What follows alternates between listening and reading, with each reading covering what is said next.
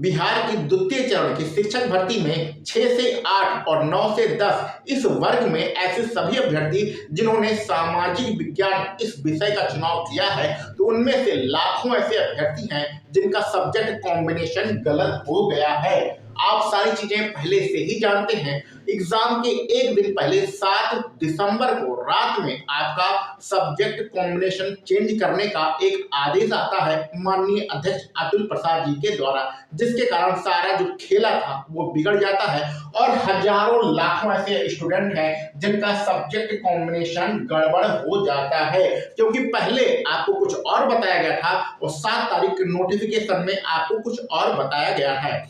तो ये सब गुजरे जमाने की बातें हो चुकी हैं। जो होना था हो गया, जिसका सही होना था सही हो गया, जिसका सब्जेक्ट कॉम्बिनेशन गलत होना था गलत हो गया। तो जो हो गया है उसे हम लोग सुधार नहीं सकते हैं, लेकिन आगे हम लोग क्या कर सकते हैं, क्योंकि लाखों ऐसे स्टूडेंट हैं जिनका सब्जेक्ट कॉम्बिनेशन गलत है। तो अब इस YouTube चैनल के माध्यम से एक अभियान चलाया जा रहा है जिसमें सब्जेक्ट कॉम्बिनेशन जिनका भी गलत है उनको कुछ रिलीफ मिले, आयोग के द्वारा उन्हें कुछ छूट दिया जाए। तो 2 काम हमें करना है। पहला काम, जो पटना के आसपास के लोग हैं, तो भैया आप अगर पटना के आसपास हैं, 100-150 किलोमीटर के दायरे में आप रहते हैं, तो रोज आपको सुबह 10 बजे आयोग पहुंच जाना है और कम से कम 150 से 200 स्टूडेंट वहां पर रहने चाहिए। इसके लिए यहाँ पर एक टेलीग्राम का ग्रुप बनाया गया है जिसका हम जो नाम है @master9026। ये ग्रुप का @ करके आप टेलीग्राम पे जाएंगे, डाल के ये सर्च करेंगे तो आ जाएगा, इसको ज्वाइन कर लीजिए और आप सभी लोग अपने आपस में बातें करिए, कौन कहाँ का है, कौन आ सकता है, कौन नहीं आ सकता है, ये सारे काम करिए। हाँ, परेशान होने की जरूरत नहीं है, ये सारे लिंक जो है हम लोग कमेंट बॉक्स में डाल देंगे। तो अगर आप ये नहीं टाइप कर सकते हैं तो उसका लिंक जो है कमेंट बॉक्स में रहेगा, परेशान होने की जरूरत नहीं है। तो पहला तो ये, ऐसे लोग जो पटना के आसपास हैं उन्हें भैया आयोग जाना पड़ेगा।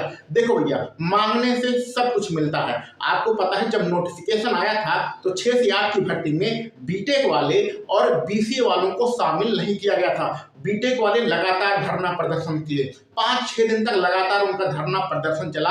आयोग के सामने अपनी मांगों को उन्होंने बहुत ही अच्छे तरीके से रखा और रखने के बाद फिर बीटेक को और बीसीए को शामिल कर लिया गया। और जो हमारे कृषि वाले बच्चे थे, कृषि विज्ञान जिन्होंने पढ़ा था, वो हाथ पे हाथ धरे बैठे रह गए और कृषि विज्ञान को आपके 6 से 8 की भर्ती में शामिल नहीं किया गया। तो कहने का सीधा मतलब है, यदि आप अपनी मांगों को रखेंगे तो आयोग जरूर से जरूर आपके ऊपर ध्यान दे देगा। देखो, हम लोग स्टूडेंट हैं, ठीक है, और मैं तो अभी सहायक अध्यापक के पद पर काम कर रहा हूँ। उत्तर प्रदेश में नौकरी है। हमारा जो जिला है वो अयोध्या जिला है। तो कभी आप प्रभु राम के दर्शन करने आइएगा अयोध्या जनपद में, तो जरूर आपसे मुलाकात होगी। तो मैं गवर्नमेंट जॉब में हूँ, तो डायरेक्ट किसी आंदोलन में भाग नहीं ले सकता हूँ, ना ही किसी ऐसे प्रोग्राम में शामिल हो सकता हूँ जहां पर गवर्नमेंट का विरोध किया जाए, क्योंकि सरकारी नौकरी की कुछ नियमावली होती है, उसका पालन करना प्रत्येक सरकारी जो कर्मचारी होता है उसका दायित्व होता है। तो मैं तो डायरेक्ट वहां पर नहीं जा सकता हूं, लेकिन आप सभी लोग जो पटना के आसपास हैं वो रोज जाएंगे आयोग और अपनी बातों को रखेंगे। जो बड़ा सा पोस्टर साइज का पेपर होता है उसमें अपने कुछ ना कुछ लिख लीजिएगा और लिखने के बाद अपनी बातों को रखिएगा। कम से कम 100-200 अगर लड़के वहां पर रोज पहुंच रहे हैं तो बहुत अच्छी बात रहेगी। दूसरा काम हमें क्या करना है, ट्विटर अभियान चलाना है। ट्विटर अभियान चलाना है, ये मेरा ट्विटर अकाउंट है। आप ट्विटर पे जाएंगे @master5014, इसको जब सर्च करेंगे तो मेरा ट्विटर अकाउंट आ जाएगा, उसको आप लोग फॉलो कर लीजिएगा। उसमें हमने पोस्ट डाला है, एक जो है बैनर लगा के डाला है, पोस्ट डाला है, उसको आप रीट्वीट करिएगा और उसमें कुछ ना कुछ आप लिख दीजिएगा और माननीय अतुल प्रसाद जी को टैग कर दीजिएगा और बिहार एजुकेशन बोर्ड को टैग कर दीजिएगा। अगर आप ये भी नहीं कर पा रहे हैं तो इसका भी हम लोग क्या करेंगे, कमेंट बॉक्स में लिख देंगे, आप वहां से कॉपी करके डायरेक्ट जो है अपना रीट्वीट कर सकते हैं। तो रीट्वीट जब आप करिएगा तो वहां पर कुछ ना कुछ अपने बारे में लिख दीजिएगा कि आपका किस कारण से सब्जेक्ट कॉम्बिनेशन गलत हो गया और आपके साथ क्या क्या परेशानियां हुई हैं। तो कुछ ना कुछ वहां पर लिखिएगा रीट्वीट करते समय, उसके बाद फिर उसको रीट्वीट कर दीजिएगा। कहने का मतलब है किसी ना किसी माध्यम से, चाहे सोशल मीडिया पर ट्विटर जो ऐसा अकाउंट है जिस पर हमारे माननीय अतुल प्रसाद जी बहुत ज्यादा एक्टिव रहते हैं, ये सारी चीजें आप जानते हैं। और दूसरा, जब आप आयोग जाएंगे तो माननीय अतुल प्रसाद जी से मुलाकात आपकी हो ही जाएगी, नहीं भी मुलाकात होती है तब भी उनका ध्यान आप अपनी ओर आकृष्ट कर सकते हैं। तो जब आप इन्हें टैग करेंगे तो जो आपकी बात है वो किसी न किसी माध्यम से माननीय अतुल प्रसाद जी के पास पहुंचेगी, और आपकी इसमें कोई गलती तो है नहीं, क्योंकि गलती पूरी आयोग की है। परीक्षा के एक दिन पहले कभी भी सब्जेक्ट कॉम्बिनेशन चेंज नहीं किया जाता है। देखो, सबसे ज्यादा अगर परेशान कोई बच्चा है तो वो सामाजिक विज्ञान का बच्चा है, और अभी 6 से 8 का बच्चा है। आपका सिलेबस जो था वो पूरा सोशल साइंस का सिलेबस रहता है। 6 से 8 में जो आपका सब्जेक्ट होता है वो पूरा सोशल साइंस, पूरा मतलब चारों सब्जेक्ट आपके पूछे जाते हैं। लेकिन परीक्षा के 5 दिन पहले, 4 दिन पहले जब एडमिट कार्ड आता है तब आपको बताया जाता है भैया 2 सब्जेक्ट का पेपर देना है। तो जो इतने दिन से इतनी सारी किताबें आप पढ़ रहे थे, पूरी मेहनत आपकी गई बेकार। और परीक्षा के एक दिन पहले आपको बताया जाता है कि जो पहले बताया गया था सब्जेक्ट कॉम्बिनेशन अब वो गलत है, अब आपको नया सब्जेक्ट कॉम्बिनेशन चेंज करना है। तो ये घांच मेच बन गया है, इसमें आपकी कोई गलती नहीं है, सारी गलती आपकी आयोग की है। तो आयोग तक अपनी बात पहुंचाने के लिए आपको ये 2 काम करना पड़ेगा।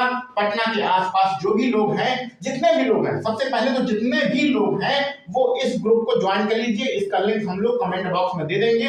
अगर कमेंट बॉक्स में लिंक नहीं भी रहता है तो टेलीग्राम पे जाइएगा, वहां पर @themaster9026 सर्च करेंगे तो ग्रुप आ जाएगा।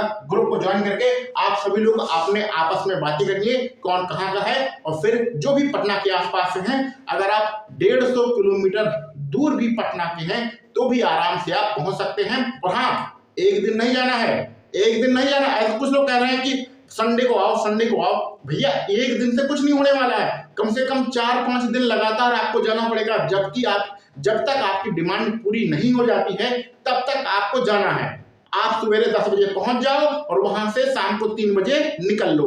रोज ऐसे करना है, ऐसा नहीं कि रात में वहां ठंडी के मौसम में ठिठुरते रहो ना, ऐसा नहीं करना है।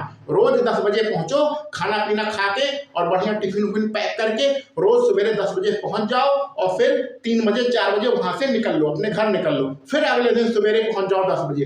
ऐसा करना है, वहां पर धरना नहीं देना, टेंट वेंट लगा के धरना नहीं देना, बस अपनी डिमांड को माननीय अतुल प्रसाद जी के पास पहुंचाना है। दूसरा काम है रिट्वीट करना है।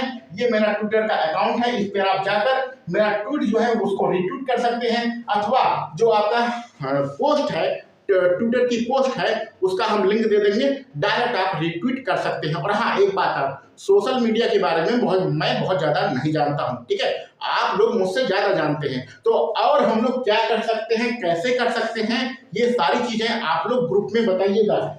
ये वाला जो ग्रुप है, टेलीग्राम वाला ग्रुप, इसमें आप सभी लोग अपनी अपनी राय रखिएगा, अपनी अपनी बातें रखिएगा।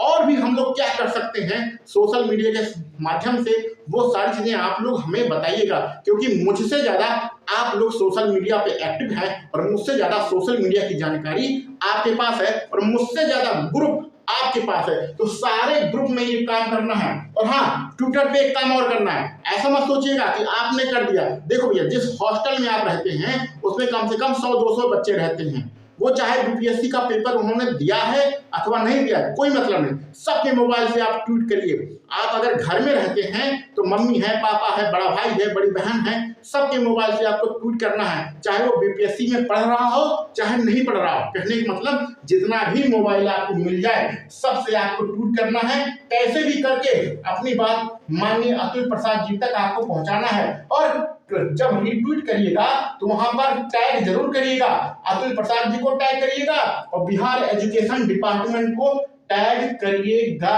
ठीक है। तो ये काम जरूर करिएगा आप सभी लोग। तो रिट्वीट करना है और पटना के आसपास वाले हमें रोज जाके आयोग में 10 बजे पहुंचना है, 3-4 बजे वहां से निकल लेना, ये काम करना है। अब जो होना था हो गया, उसके बारे में परेशान मत रहिए। ये हमने एक उदाहरण दिया है कि अगर आपने पहला हिस्ट्री भरा है, दूसरा पॉलिटी भरा है, तब आपका बिल्कुल सही। ये एक उदाहरण दिया है हमने, ठीक है। और किसी ने पॉलिटी पहले कर दिया, हिस्ट्री बाद में किया, किसी ने ज्योग्राफी किया, हिस्ट्री किया, तो ऐसे जो होना था हो गया, अब कुछ हो नहीं सकता है। आप OMR शीट में कोई अपनी संशोधन अब नहीं कर पाएंगे, जो होना था हो गया। अब हम लोग सिर्फ 2 ही काम कर सकते हैं कि सर, हम माननीय अतुल प्रसाद जी से निवेदन कर सकते हैं कि सर, हमने 2 सब्जेक्ट सॉल्व किए हैं, जो हमें आते थे, जो आपने पहले बताया था उसके अनुसार हमने 2 सब्जेक्ट सॉल्व किए हैं। आप हमारे उन 2 सब्जेक्ट को चेक करिए और हमें जितने नंबर बन रहे हैं उतने नंबर दे दीजिए। अगर हमारा सही होता है तो सही कर दीजिए, अगर हम पास हो जाएंगे तो नौकरी मिल जाएगी, अगर हमारा गलत होता है तो हमें गलत कर दीजिए। आप ऐसा बिल्कुल ही मत करिए कि मान लीजिए हमारा सब्जेक्ट कॉम्बिनेशन गलत हो गया तो आपने हमें दे दिया 0 नंबर। ये 0 नंबर हमें मत दीजिए। हमारी डिमांड क्या है? हमारी डिमांड सिर्फ एक ही है कि सब्जेक्ट कॉम्बिनेशन गलत होने के कारण 0 नंबर मत दीजिए। हमने जो भी सब्जेक्ट चुना है, जिस क्रम में चुना है, आप उसको चेक करिए, पूरा 80 नंबर हमारा चेक करिए, 80 में से हमारे जितने नंबर बन रहे हैं उतने नंबर दे दिए। सब्जेक्ट कॉम्बिनेशन की गलती के कारण हमें 0 नंबर ना दीजिए। हमारी सिर्फ यही मेन डिमांड है और हमें कुछ नहीं डिमांड रखना है। अगर हमारे 40 नंबर बन रहे हैं, 80 में से 40 बन रहे हैं तो ठीक है, हमें 40 नंबर दे दो। अगर 80 में से हमारे कितने बन रहे भैया 60 नंबर बन रहे हैं तो ठीक है, हमें 60 नंबर दे दो। लेकिन हमारी कॉपी चेक करो, ऐसा ना हो कि हमारी कॉपी ही ना चेक हो क्योंकि उसमें सब्जेक्ट कॉम्बिनेशन हो गया है गलत, तो सब कुछ काट पीट के हमें दे दिया गया 0। तो भैया 0 नंबर ना दो। हमें माननीय अतुल प्रसाद जी से यही डिमांड करना है, 0 नंबर ना दीजिए। जो भी हमने भरा है, जिस क्रम में भरा है उसको आप चेक करिए और चेक करके हमारे जितने नंबर बन रहे हैं, ईमानदारी से हमने पेपर दिया है तो जितने भी नंबर बन रहे हैं उतना नंबर हमें दे दीजिए। तो ये 2 काम आपको करना है। बस जो होना था हो गया, जो गलती होनी थी हो गई।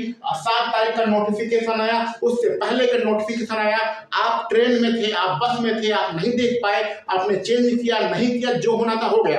अब जो आगे करना है हमें उस पर ध्यान देना है। और हमारे पास रिजल्ट है बीटेक वालों का, रिजल्ट है बीटेक वालों का, रिजल्ट है बीसीए वालों का। उन्होंने लगातार 4-5-6 दिन तक धरना दिया तो उसके बाद उन्हें 6 से 8 की भर्ती में शामिल कर लिया गया। यानी कि यदि आप सही हैं और अपनी डिमांड को रखते हैं और आपकी डिमांड आयोग तक पहुंचती है तो वो बात मान ली जाती है। ये हमारे पास उदाहरण भी है, तो आपकी बात जरूर मानी जाएगी। ये सारी चीजें मुश्किल हैं लेकिन असंभव नहीं है। तो सरकारी नौकरी का जो सपना होता है उसको पूरा करने के लिए भगवान भी आपको 1-2 बार ही मौके देता है, बार बार मौके नहीं देता है। तो अगर आप कट ऑफ के नजदीक हैं और आप इससे जुड़े हुए हैं तो सभी लोगों का साथ लीजिए। और हाँ, एक चीज और, भाई पटना के जो आसपास हैं वो सामाजिक एसएसटी वाले बच्चे ही ना जाएं। मान लीजिए आप पटना के आसपास हैं और आपने सामाजिक विज्ञान का फॉर्म भरा है, लेकिन कोई बच्चा है गणित वाला है, कोई बच्चा हिंदी वाला है, कोई बच्चा प्राइमरी वाला है, कोई बच्चा इंटर कॉलेज का है, उसे भी साथ ले लो। आयोग को थोड़ी पता है कि सारे बच्चे एसएसटी वाले हैं। यानी कहने का मतलब वहां पर जो भी हों वो कम से कम 100 से 200 लोगों की भीड़ वहां पर रहनी चाहिए, चाहे वो एसएसटी वाले हों चाहे किसी अन्य विषय के हों, भीड़ वहां पर दिखनी चाहिए। और सारी बातें हम लोग टेलीग्राम के ग्रुप में करेंगे। आप टेलीग्राम का ग्रुप ज्वाइन करिए, रीट्वीट जरूर करिएगा और आपके पास अगर कोई सलाह है तो उसको भी जरूर बताइएगा। चलिए मिलते हैं हम लोग कल। हाँ, हम लोग कल आएंगे, लाइव आएंगे। इस ट्वीट करने के कारण कुछ सफलता मिली है अथवा नहीं मिली है, इस पर कल हम लोग लाइव आएंगे, लाइव आकर चर्चा करेंगे। ये मत समझिएगा ये 1 दिन में काम खत्म हो जाएगा। ये आपका काम 5-6 दिन 7 दिन 8 दिन तक चलेगा, लगातार चलेगा। जब तक आपकी डिमांड पूरी ना हो जाए तब तक ये काम चलेगा। 1 दिन का काम नहीं है। 1 दिन धरना देने से कुछ नहीं होगा, 1 दिन ट्वीट करने से कुछ नहीं होगा। रोज आपको ट्वीट करना है, अतुल प्रसाद जी को टैग करना है, बिहार एजुकेशन बोर्ड को टैग करना है, रोज आपको धरना देना है जब तक आपकी डिमांड मानी ना जाए। ठीक है, तो कल लाइव आएंगे और इस ट्विटर अभियान का कुछ प्रभाव पड़ा है अथवा नहीं पड़ा है इस पर भी बातें करेंगे। लाइव हम लोग मिलेंगे। चलिए मिलते हैं अगले वीडियो लेक्चर में। आप सभी लोगों को वीडियो देखने के लिए बहुत बहुत धन्यवाद।